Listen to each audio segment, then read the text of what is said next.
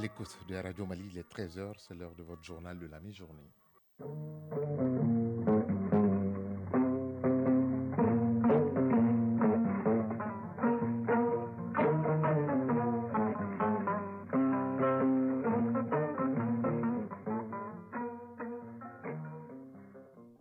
Le journal Ousmane Daou. Mesdames et messieurs, bonjour. À la une de cette édition, il y a un an, les Maliens se sont concertés autour des assises nationales de la refondation. Une année plus tard, on note des avancées notables des 517 recommandations avec 55 points prioritaires pour les autorités de la transition. Avant-projet de la nouvelle constitution, équipement des forces de défense et de sécurité, militarisation de la police et de la protection civile, entre autres. À suivre, Ibrahim Ikassa Maïga, le ministre de la refondation de l'État chargé des relations avec les institutions dès le début de ce journal. À Taoudéni, les acteurs régionaux à l'école de l'Agence nationale d'investissement pour les collectivités territoriales ANICT pour mobiliser davantage les ressources financières afin de mieux développer la région en incitant la population à payer les taxes et impôts. Najim Baba Sissé nous fera le point. Notre dossier de ce lundi est rouge, une couleur appréciée par les uns et détestée par d'autres. Bourama Traoré nous fera découvrir les deux composantes du rouge en bien et en mal, ainsi que sa perception dans notre société. En sport, Fotigi Tunkara sera là pour le tour de l'actualité sportive. En Coupe CAF, l'AS Real de Bamako jouera la phase de poule avec Young Africans de la Tanzanie, tout-puissant Mazembe de la RDC et US Monastir de la Tunisie. On parlera aussi de la Coupe du Monde Qatar 2022 avec deux alléchantes demi-finales, Argentine-Croatie et Maroc-France. Le choc des deux amis, Kylian Mbappé et Achraf Hakimi. Voilà pour le sommaire, dans un instant, les détails. Lundi 12 décembre 2022, mesdames et messieurs, merci d'avoir choisi Radio Mali pour vous informer. Bonjour et bienvenue. Il y a un an, le 11 décembre 2021, et c'est jusqu'au 30 décembre, les Maliens se sont retrouvés autour de la table à la faveur des assises nationales de la refondation pour définir un nouveau contour dans l'inclusivité totale pour le Mali. Après une année de mise en œuvre des 517 recommandations avec 55 points prioritaires pour les autorités de la transition, beaucoup d'actions ont été réalisées, notamment l'avant-projet de la nouvelle constitution, la mise en place de l'organe unique de gestion des élections, la réinstauration du service national des jeunes pour les nouveaux fonctionnaires de l'État, la militarisation de la police et de la protection civile. Pour en savoir davantage, je vous propose d'écouter Ibrahim Ikassa Maïga, ministre de la Refondation de l'État chargé des relations avec les institutions. Il était l'invité du journal de 20h de ORTM 1 hier dimanche. Il répond aux questions d'Ibrahim Traoré. Le devoir de redevabilité que les autorités de la transition ont vis-à-vis du Malien, et je salue l'action et le leadership de son Excellence le colonel Assimi Goïta, président de la transition, chef de l'État, le Premier ministre Dr Choguel Kokala Maïga, le président du CNT et toutes les autres institutions qui sont à pied d'œuvre pour justement donner corps aux attentes du peuple. 11 décembre 2021, démarrait un processus, certainement avec beaucoup de scepticisme pour certains, mais nous étions convaincus que c'était le moyen de redonner la parole au peuple pour que le peuple réactualise ses besoins, redéfinisse ses attentes et de travail gouvernemental. Justement, 517 résolutions fortes issues de ces assises qui avaient quand même mobilisé 1600 participants. Monsieur le ministre, à ce jour, où est-ce que vous en êtes concrètement dans l'application de ces différentes résolutions? Un plan d'action qui couvre les 517 recommandations, et de ce plan d'action, nous avons, en tant qu'autorité de la transition, extrait des actions prioritaires au nombre de 55 qui vont être mises en œuvre entièrement pendant la période de transition restante. Qu'est-ce qui a été fait et qu'on touche du doigt? C'est la relecture de la loi électorale et la création de l'organe unique de gestion des élections. C'est acté aujourd'hui et l'EG est installé, je pense, a pris à bras le corps le processus électoral pour justement organiser les élections générales à venir. L'institution du service national des jeunes pour toutes les nouvelles recrues de la fonction publique, pour modeler le nouveau citoyen, la militarisation de la police et de la protection civile, le réarmement moral de nos forces de défense et de sécurité et leur équipement et leur remontée en force au front. C'est une réalité et c'est une recommandation phare des assises nationales. L'affirmation de notre souveraineté et la redéfinition de notre carte diplomatique, le choix de nos partenaires. Et aujourd'hui, c'est trois principes que le président de la transition a énoncé, c'est que tout ce qui va être fait au nom du Mali et pour le Mali, c'est en considération de la préservation de la souveraineté du Mali, du respect des choix stratégiques et des choix de partenariat, mais aussi de la défense des intérêts vitaux du Mali. Aujourd'hui, c'est acté. Ça nous vaut tous les volets de voie de vert venant de ceux qui ne voudraient pas qu'on avance. L'avant-projet de nouvelle constitution, mais d'ores déjà, cet avant-projet prend en charge une bonne vingtaine de recommandations des Assises nationales de la refondation. Entre autres, tout ce qui concerne la réforme constitutionnelle, comme la création d'une seconde chambre, mais aussi conserver le caractère républicain, laïque, unitaire de notre État, c'est pris en charge, mais également la clarification des rapports entre les institutions, la rationalisation du nombre d'institutions, tout cela est pris en charge justement dans la nouvelle constitution, mais il y a beaucoup d'autres. Maintenant, c'est en cours, c'est au référendum que justement ces actions vont être considérées comme totalement réalisées. L'enrôlement biométrique des fonctionnaires de l'État et des collectivités, c'est aujourd'hui quelque chose qui est en cours, c'est acté, c'est décidé et c'est palpable. Et c'est ce que les assises ont recommandé. La dépolitisation de l'administration, les études sont en cours et le résultat va être mis en œuvre, comme la rationalisation des structures administratives également, mais une plus grande lutte contre la corruption. Et je pense qu'aujourd'hui, c'est affirmé, il y a des réformes judiciaires tous azimuts. Ce n'est pas dans le tiroir, au contraire, c'est vivant et nous y travaillons allègrement. Je rends hommage au peuple malien qui a cru au changement et qui s'y adonne. Ibrahim Ikassa Maïga, le ministre de la Refondation de l'État chargé des relations avec les institutions. Il était hier l'invité de 20h de RTM1. Le ministère de la Promotion de la Femme, de l'Enfant et de la Famille vient d'organiser à Koulikoro un atelier de l'actualisation et de l'appropriation du programme de développement pour l'autonomisation de la femme, de la famille et pour l'épanouissement de l'enfant 2024-2033. PDDAFE. Il s'agit de faire la relecture de ce programme 2024-2033 à travers cette rencontre afin d'actualiser les informations. Daouda Kone depuis la cité du Méguétan. Cet atelier sur l'actualisation et l'appropriation du programme de développement pour l'autonomisation de la femme, de la famille et pour l'épanouissement de l'enfant PDAFEF 2024-2033 a pour objectif de faire la relecture du dit document afin d'actualiser les informations. La relecture concerne aussi le plan de développement pour l'autonomisation de la femme, de la famille et pour l'épanouissement de l'enfant PRODAFEF 2024-2028. Sayon Doumbia, secrétaire général du ministère de la Promotion de la Femme, de l'Enfant et de la Famille. À 25 ans d'existence, le présent plan décennal est le premier outil de planification intégrant l'ensemble des politiques et stratégies et élaboré dans une démarche participative, holistique et inclusive dans l'histoire de notre département. C'est pourquoi il constitue véritablement les référentiels pour toutes les interventions concernant les tritypes femmes, enfants, famille. Les participants feront le diagnostic et l'analyse sans complaisance des différents documents soumis à leur appréciation. Sayon Doumbia, secrétaire général du ministère de la Promotion de la Femme, de l'Enfant et de la Famille. Les documents dont vous avez la lourde responsabilité d'examiner sont le fruit de la réflexion d'un collège d'experts commandité par Affaires mondiales Canada à travers le groupe de dialogue autonomisation de la femme. Le PDAFEF 2024-2033 et le PRODAFEF 2024-2028, une fois actualisés, devront contribuer à l'émergence du Mali à l'horizon 2030 à travers l'épanouissement de l'enfant et l'autonomisation de la femme et de la famille. Koulikoro, Daouda Kone, Cheikh Dambélé pour l'ORTM. De Koulikoro, direction Tombouctou, où le maître mot est mobilisation des ressources. Et bien pour ce faire et faire face au développement de la localité, les acteurs de la région sont à l'école de l'Agence nationale des collectivités territoriales ANICT. Objectif, renforcer la capacité des acteurs pour une meilleure mobilisation des ressources financières. Najim Babasisi. Le développement de la région de Taoudeni passe nécessairement par des ressources humaines qualifiées. C'est pourquoi l'Agence nationale des collectivités territoriales renforce les capacités des acteurs régionaux sur le processus de mobilisation des ressources et la notification des droits de tirage 2023.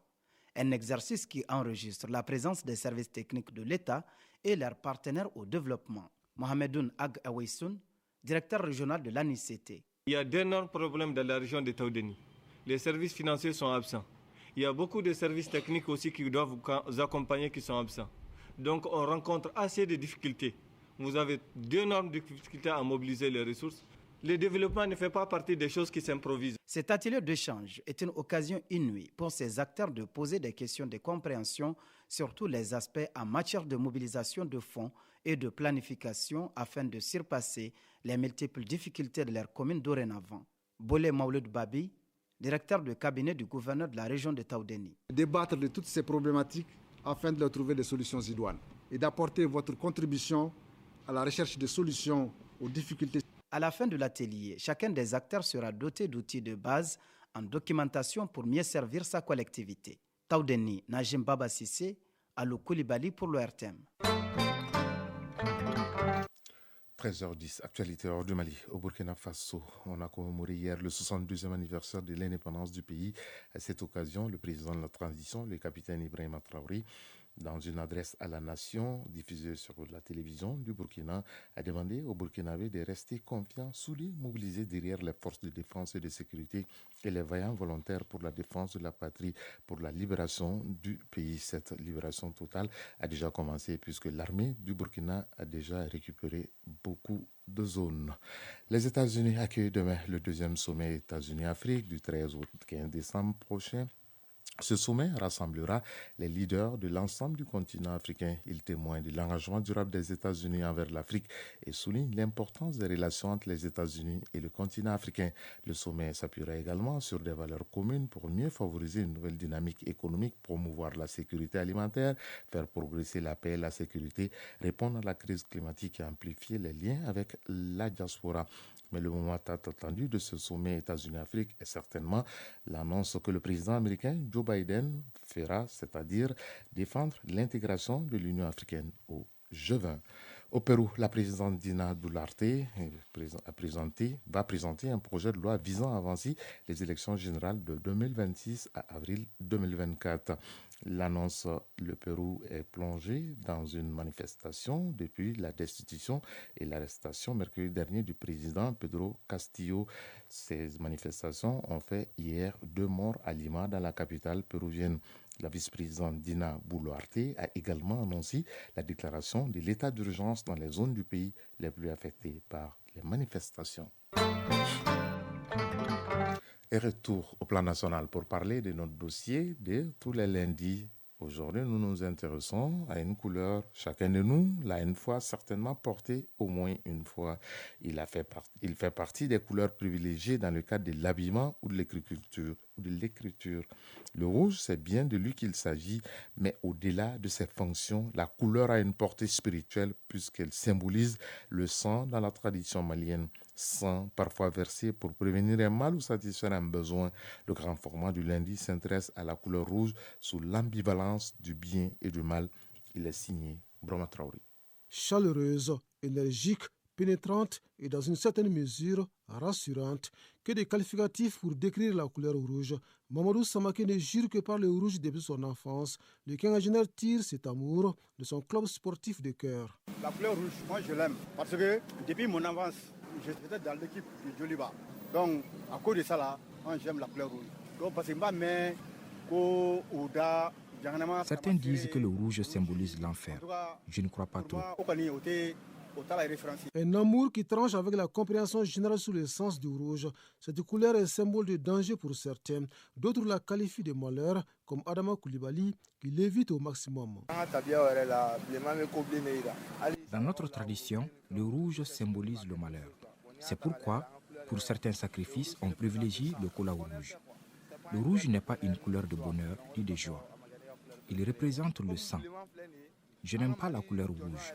Dans ma garde-robe, rarement vous verrez des habits ou des chaussures de couleur rouge.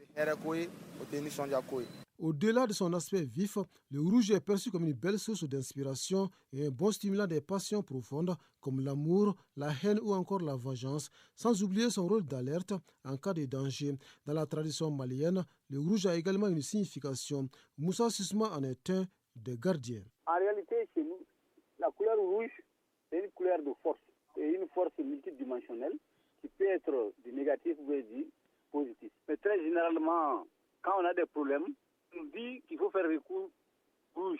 On nous dit en Bambara et du bord. Ce qui peut pousser le mal ou bien peut juguler un problème qui arrive.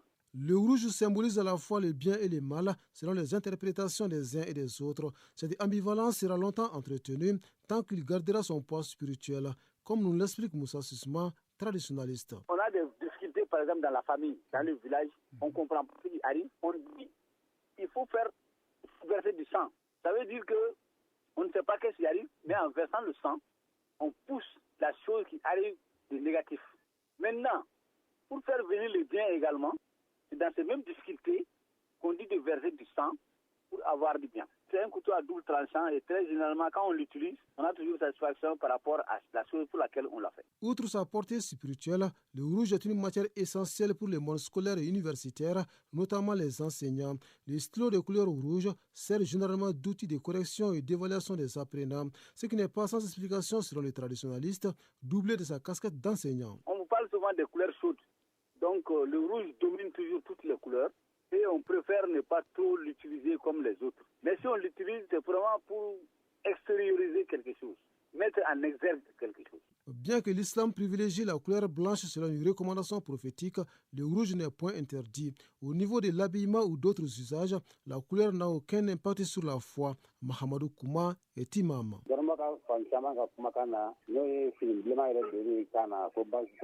Selon plusieurs érudits, porter un habit rouge ne représente aucun danger pour les musulmans. Un jour, le prophète a été aperçu en rouge par ses compagnons. Cela nous rassure que porter un habit rouge n'est pas interdit et n'impacte pas la foi. Si les avis diffèrent sur le sens du rouge, l'unanimité semble se faire autour d'un symbole de cette couleur, celui de la vie. Comme nous enseigne bien un proverbe africain, toute chose est morte qui n'est pas rouge. On ne vous dévoilera pas sa couleur tout au long de ce journal, mais ce qui est sûr, il n'est pas en rouge et il sera là pour le soir dans un instant.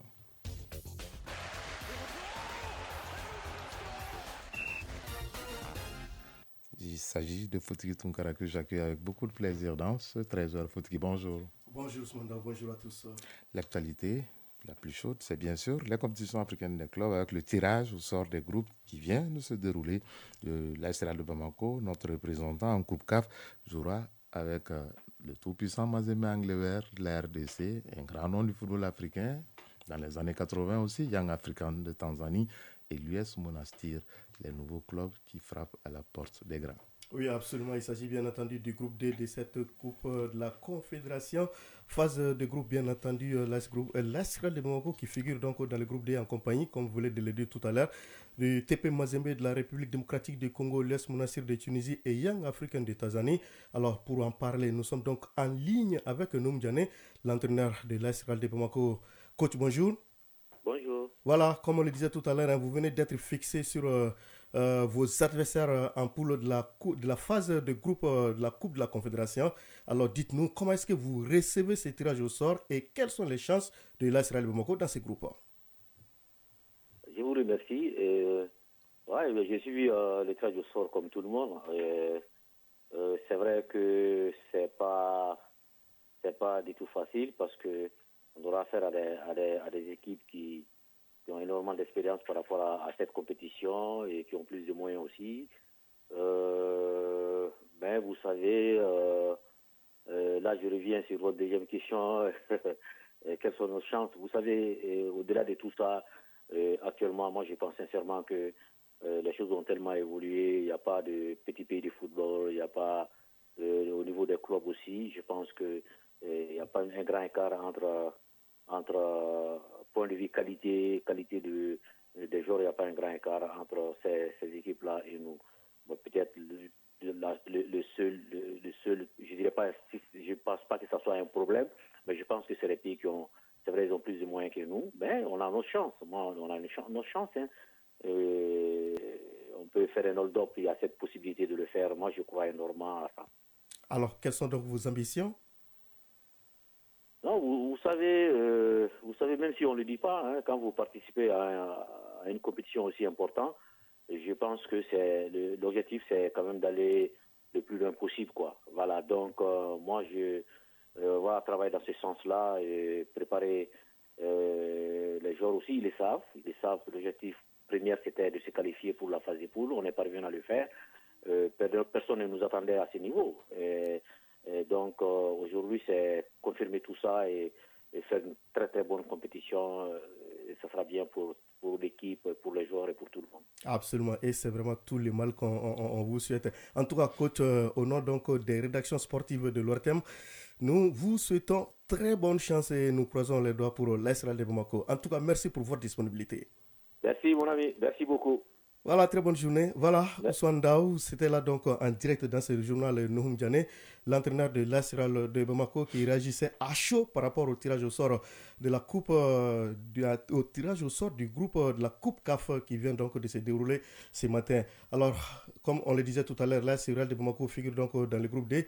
Dans le groupe A, nous retrouvons l'USM d'Alger, Saint-Éloi Lupopo de la République démocratique du Congo, Al-Aqda de Libye et Marumo Galan d'Afrique du Sud. Dans le groupe B, nous retrouvons Daring-Klom Motema Pembe de la République démocratique du Congo, River United du Nigeria, les Diables Noirs du Congo et l'ASEC Mimosa d'Abidjan. Dans le groupe C figurent l'AS FAR du Maroc, Futur FC d'Égypte, ASCO Kara du Togo et les Pyramides d'Égypte.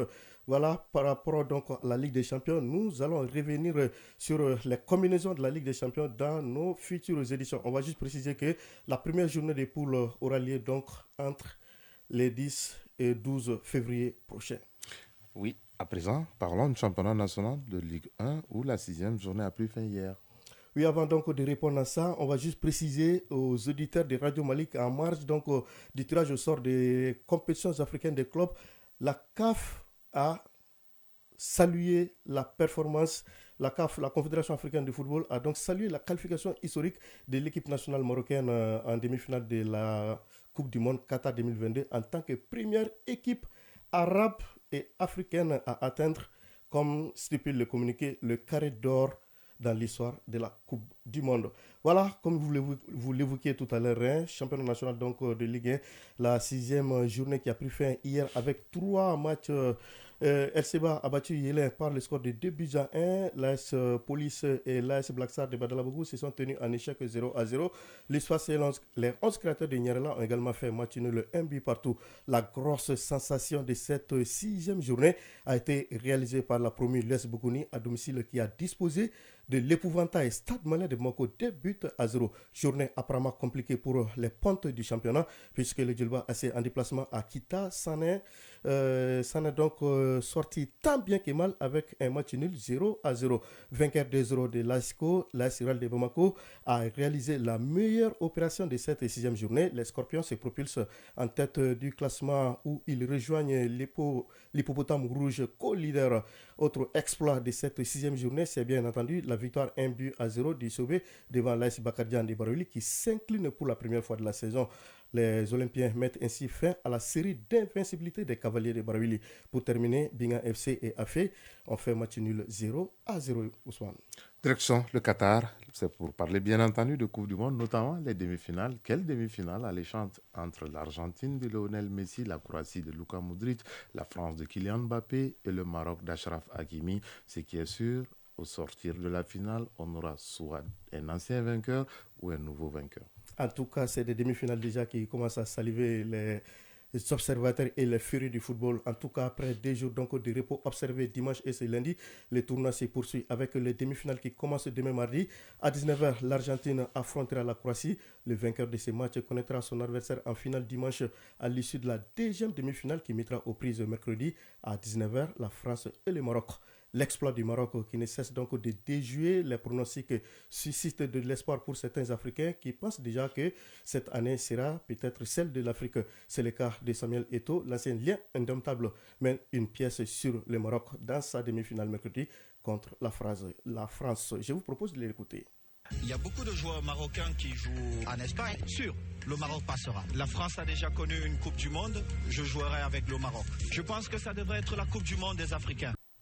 Voilà, et tout fils qui pense que c'est la Coupe du Monde des Africains et on espère tout simplement que le Maroc va donc continuer à entretenir ses rêves des Africains. En tout cas, cette demi-finale sera marquée par des retrouvailles entre partenaires en club qui seront malheureusement des adversaires en sélection. Ce qui fait de cette rencontre un match dans les matchs. Pour plus de détails, je vous propose d'écouter le journaliste sportif Clément Wilson. Ça va être un match spécial pour eux. Hein. C'est vrai que c'est deux grands potes, ils jouent dans le même club à Paris, ils vont jouer sur le même côté, donc ça va être un match très particulier pour les deux. Puis ça aussi les retrouvailles entre Giroud et Regragui. Ils ont porté le même maillot à Grenoble, ils ont joué ensemble les deux, donc c'est vrai qu'il y a pas mal. Ils se connaissent bien les deux équipes. Voilà, Ousmane Daour, des matchs dans les matchs. Merci Fotigi Tunkara pour cette page sportive bien remplie, tout en disant Dima Maroc pour cette Coupe du Monde à 13h passées de 25 minutes à Dramani, région de Kaye. C'est la fin de cette session d'information qui vous a été présentée par Ousmane Dao. Mise en onde, Bintou Traoré. Réalisation, Dossier Babadiara. Mise en ligne, Sekou Traoré. Prochain rendez-vous avec l'actualité, c'est à 19h30. Gardez vos positions d'écoute dans un instant. Les avis et communiqués. Si vous êtes à table, bon appétit. Si vous avez fini de manger, bonne digestion. Chacun de nous ne peut être une étoile, mais tâchons de briller pour éclairer là où nous sommes. Tout le plaisir a été pour nous de vous servir. Bonne semaine à toutes et à tous. Au revoir.